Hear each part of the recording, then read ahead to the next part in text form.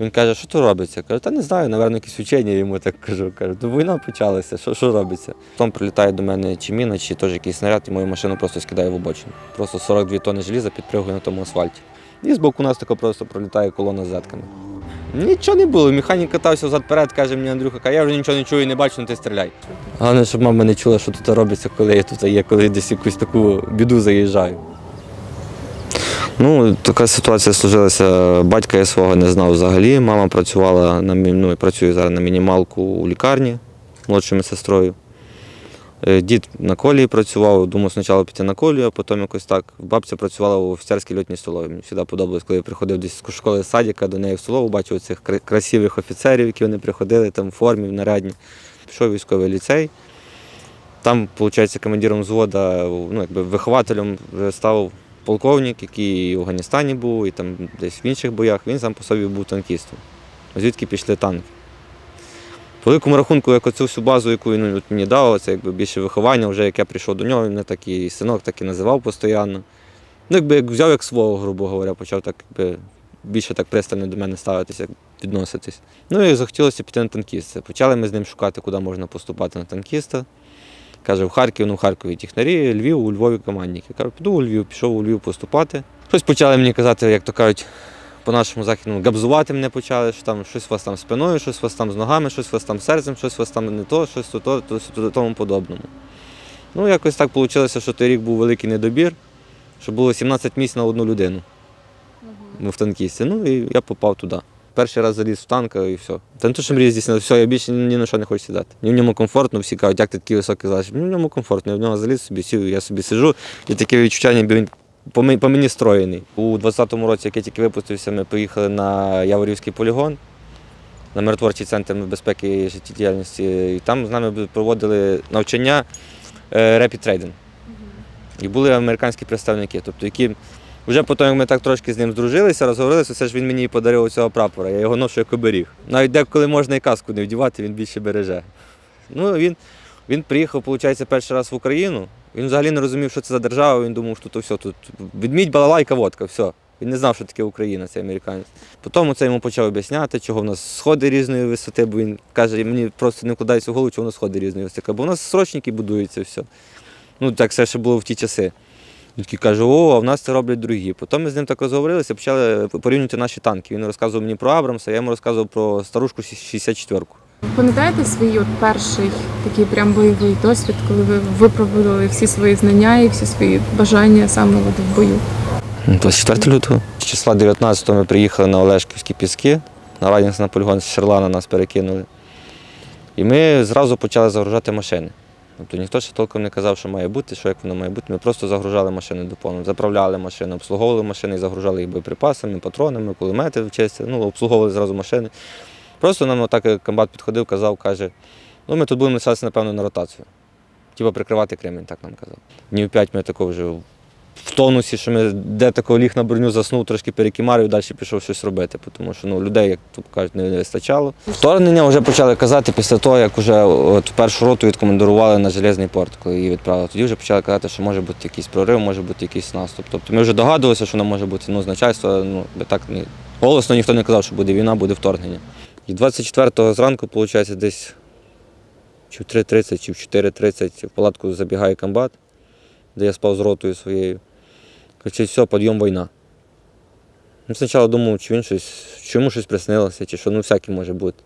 І чую по наметному містечку просто крики «воздух, воздух, воздух» і чую, як десь вдалині десь щось зірвалося. Зірвався, що хто що вдів на себе, вдів чорну робу, так з тою чорною робою вийшов, більше нічого не було. Так кажуть, в них носках, тросах вибігли.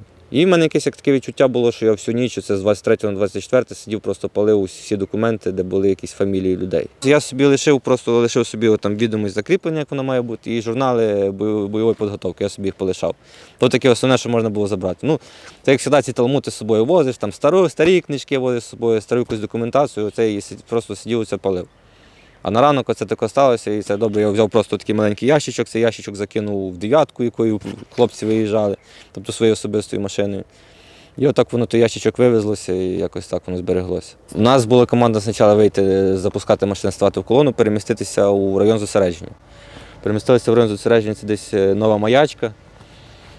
Постояли там, комбат дав команду командиру другої роти брати ще 2 машини і йти в сторону Каховки, тримати там той міст. А ми стояли просто в очікуванні. У нас десь лишилося танків 12. Комбат розстріляє карту на танку, каже, так, їдемо на Олешки. У мене ще зв'язок пропадав, що механік мене по через раз, що 42 тонни желіза і попробую йому перекричі, коли гуде мотор. Якщо я вже ним доїхали до Олешківського моста, я вже був захрипший, я вже не міг говорити, я вже просто хрипів. Коли ми приїхали на Олешки, комбат вже побачив, що до нас під'їхав вже командир другої роти, який був на Каховці, йому дали команду відійти на Олешки. Він йому каже, проривай міст, вони прорвали один міст, ми заїхали, за той міст закріпилися, лишили там 2 машини, щоб вони тримали міст і давали можливість вийти колонії бригади колісної техніки. Це ви вже про Антонівський міст? Це ще Олешківський міст. Олешківський. Після того ми це проходимо, він каже, я вже зачистив. Він каже, ні, там далі слідуючий міст. І він заїжджає до того моста, проривають вони той міст. Я якби ззаді стою ще з піхотинцем став, тако, вилізли в люк, він заліз до мене на башню, я виліз просто з люка по пояс, закурили ми з ним, стоїмо, куримо. Він каже, що тут робиться? Кажу, та не знаю, напевно, якісь учення йому так кажу. Кажу, то війна почалася, що робиться? І збоку нас тако просто пролітає колона з зетками.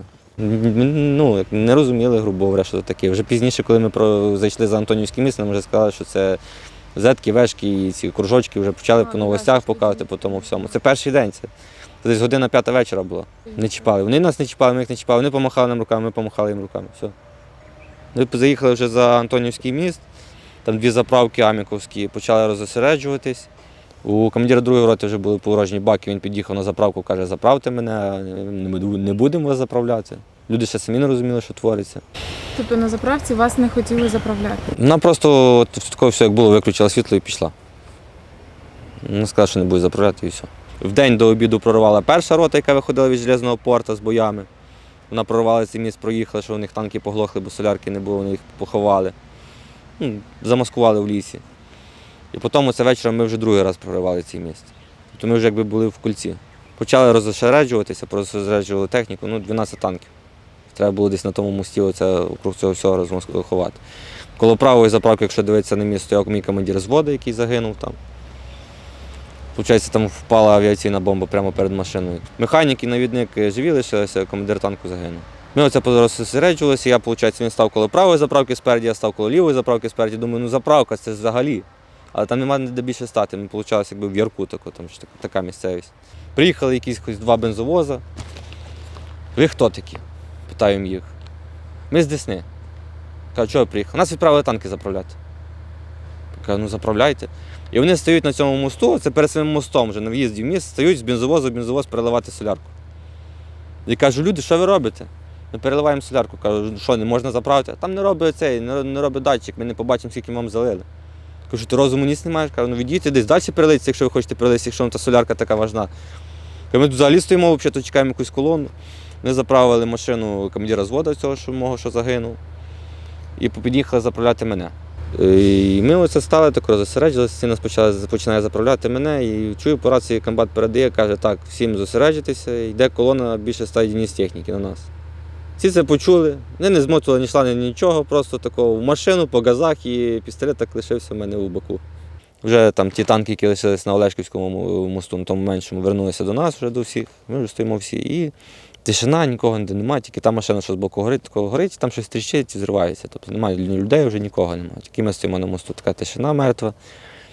Як потім вияснилося, під цим мостом ще стояло 4 БМП підерських, які не виходили просто до нас. Вони просто стояли під мостом, вони знали, що ми на мосту не виходили, і ми толком не знали. 12 машин стоять, чекають, так? Чекають, коли на нас підуть ці підараси, щоб ми їх мочили. І виходить, ми стоїмо, говоримо собі про своє, і йде просто така кулеметна черга по машині командира батальйону. Просто пішла кулеметна черга. Ми стоїмо, такі кажуть, що там хтось обкурився чи хтось напився, що це таке. Вже не розуміємо, що і тишина, ми там вже стояли на тому мосту години 4. Ніхто нічого. Пішла кулеметна черга. Чую, в рацію комбат передає, каже, по мені вогонь, прикрийте. Я вже зрозумів, що це не наші. Получається, моя машина стоїть перед заправкою за бочкою газовою, там, що я трошки схований внизу. Ну і командир другої роти за заправкою. Він біжить зразу до своєї машини, каже, Женя, куди там, якраз звідти вогонь. Пустили одну чергу, потім почали другу чергу пускати. Це долі секунди було, я просто запригав в танк, кажу наводчику, розвертай, куди?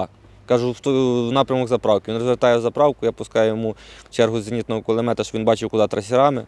Він туди 3 рази вистрелює і звідти пішла тишина. Вже більше ніхто не стріляв звідти. Потім, як виявилося, навідника командира батальйону вбили. Комбат на люку механіка вцепився за люк і просто якби лежав на машині, його звідти вивезли з-під вогня. Він каже, відходимо на лучший рубіж, тобто відтягуємося назад, бо не зрозуміли, що це взагалі робиться. І тільки почали машини запускатися, розвертатися, і залітає авіація їхня. Просто бачу над собою самоліт, я залажу в люк, кажу, закривайся. Він тільки наводчик закриває люк і тільки чую, як машина аж підпригує на тому асфальту. Просто 42 тонни желіза підпригує на тому асфальті. Я вилажу з люка, бачу, вже машина, де командир взводу мій стояв, вже просто та заправка горить. Повністю попали десь перед машиною, одна впала, і у газовий балон. Просто зірвався. Вийшло так, що зривною хвилею його просто загинув він після того. Пізніше, через дня 2, екіпаж вийшов на зв'язок, каже, що командира немає, а ми в селі заховалися, у місцевих.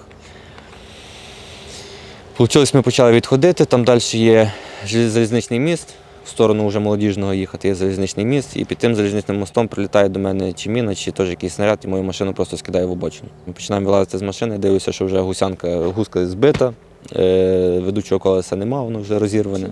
І ця машина повезло тим, що вона до цієї частини зайшла в землю, що вона не перевернулася. Що ствол зайшов в землю, він якби це стримав, щоб ми не перевернулися. Бо ми перевернулися, ми б звідти не вилізли. Ви стали Тобто машина стала отако вона забилася в землю. Так вона злетіла на обочину. Ми влазимо з машини, забираємо планшет, офіцерську сумку з картами, забираємо боєприпаси. Ще залажу я забирати рацію, кажу, нічого не виключайте, хай вона розряджається і машина здихає. Вже зрозуміло, що ми вже її нікуди не тягнули. Гранат у нас не було, щоб її підірвати. Вилазимо тільки з машини, тако сідаємо коло машини на причіпки присіли, їде танчик якийсь. І непонятно, чи наш, чи не наш. Ніхто не розумілося, ніч, всі без фар їдуть. Він проїхав, став десь метрів 500 далі. Кажу екіпажу, все, побігли, біжимо. Виходжу на командира батальйону, кажу, танк підбитий, я евакуювався з екіпажем, біжу до вас. Десь ми кілометр 1,5-2 пробігли, там ми зустріли першого нашого танчика, сіли на броню, він нас підвіз до цього, комбат каже, мульфар, сідай до мене наводчиком. Я кажу, що таке? Каже, мультика більше нема. Виходимо на Молодіжний, він зв'язується з командиром бригади, командир бригади каже йому на Дніпрянський їдьте, ми доїжджаємо до цього на Дніпрянську, там від Молодіжного буквально 5 хвилин їздимо. Як навігатор показав, як ще їхати по-другому. Доїжджаємо до цього села і бачимо, заходять 2 вертушки на село і починають відпрацьовувати по селі. Я кажу, ми то не їдемо. Каже, я поняв, вертаємося назад. Такому на нього друг другом подивилися, вернулися назад на міст. Тільки ми виїжджаємо на міст, 4 машини глохне. Закінчилася солярка. Він дзвонить до командира бригади, командир бригади каже, так, там 80-ка попала в окруження, їдьте на міст, поможіть хлопцям.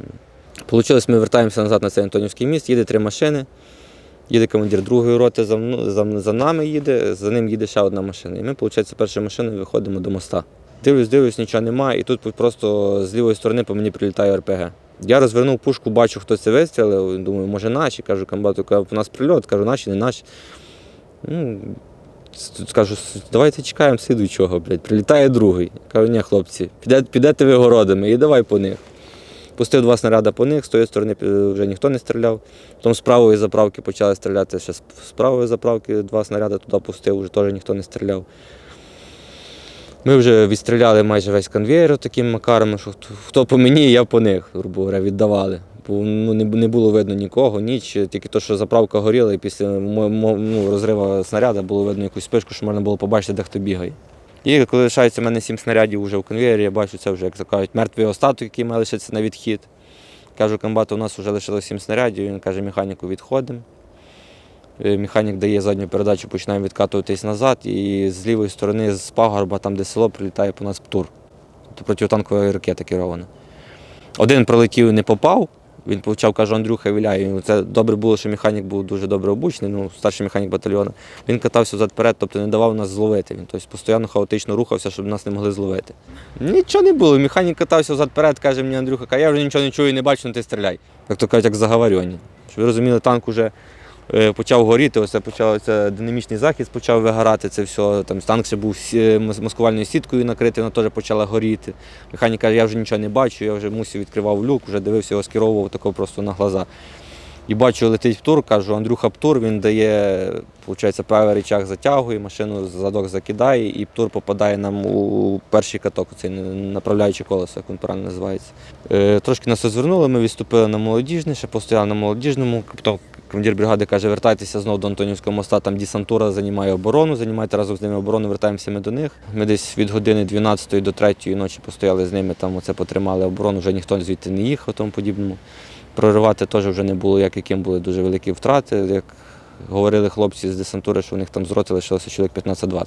Тобто на ту сторону ви не змогли так? Перейти за Антонівський міст ми не могли вже, ми були десь від нього метрів 500-700 ми від моста були. А що було з тими людьми, хто лишився на цій стороні? Ви казали, там були ще ваші люди. Ну, їх цивільне населення на ранок повивозило. Їхали ми в Снігурівку, це десь було 6 година ранку. Дали якісь нам таблетки, дали щось трохи попити, поїсти, сутку не їли, не спали, не пили. Ну, саме перше, що я зробив, коли приїхав, це не таблетки, нічого. Позвонив до мами, сказав, що зі мною все добре, я живий, позвонив до дружини і почав дзвонити зразу своїх хлопців з роти. Тому що я тільки бачив, що ми одним танком приїхали, всі решта лишились на мосту там. Десь 3 година дня вже кажуть, давайте всі звідси уїжджаємо, йде велика колона, і всі почали виїжджати, десь відтягуватись. Ну, потім ми аж попали в Первомайськ. Первомайську якби трошки переночували ніч, перша рота поїхала отримувати танки, і ми потім за ними підтягнулися на ППД, і звідти вернулися вже потім назад сюди, коли вже машини були тут.